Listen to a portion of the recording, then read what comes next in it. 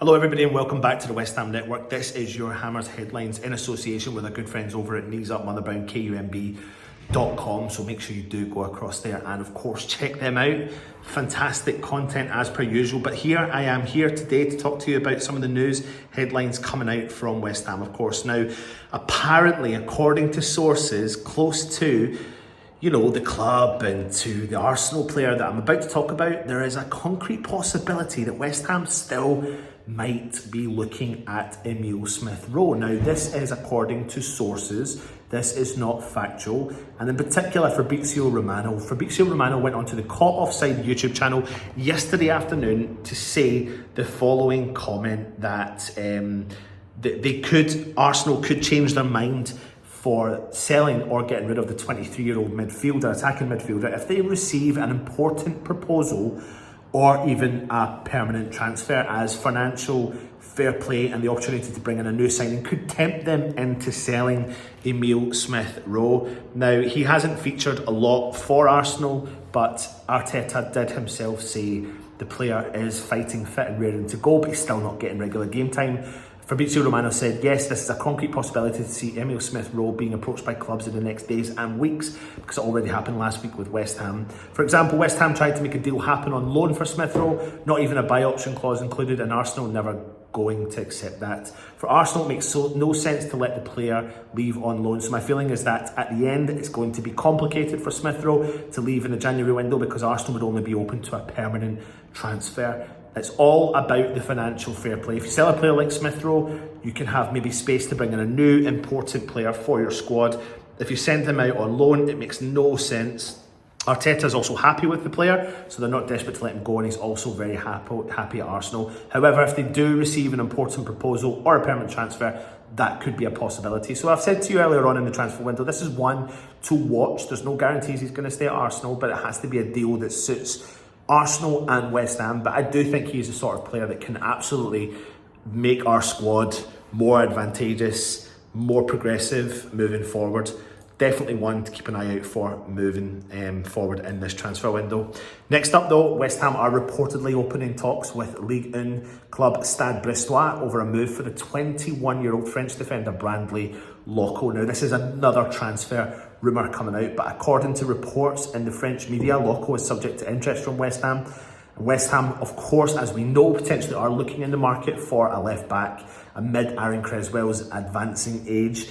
And we've already apparently according to sources, initiated discussions with Stade Brestois over the club for the 21-year-old defender. He's passed through the academies of various clubs during his youth career. He began at CA Vitry before representing the US Ivory, CFF Paris, Montreux FC and FC Lorient before graduating from Lorient's youth division.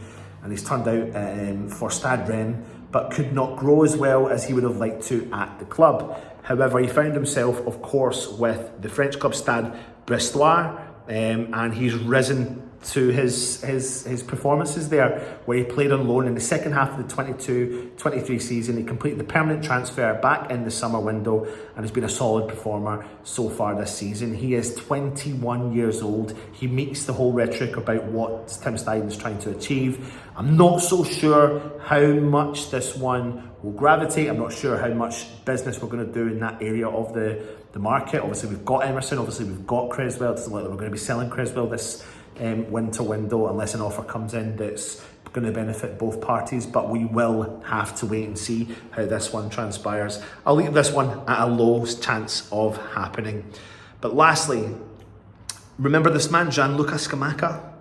Do you remember him? Has he been harshly treated by West Ham, or has David Moyes been vindicated as the Atalanta boss has slammed Gianluca Scamacca? The lazy Scamacca. Obviously, we sold him back in the summer for a deal worth around 28 million pounds.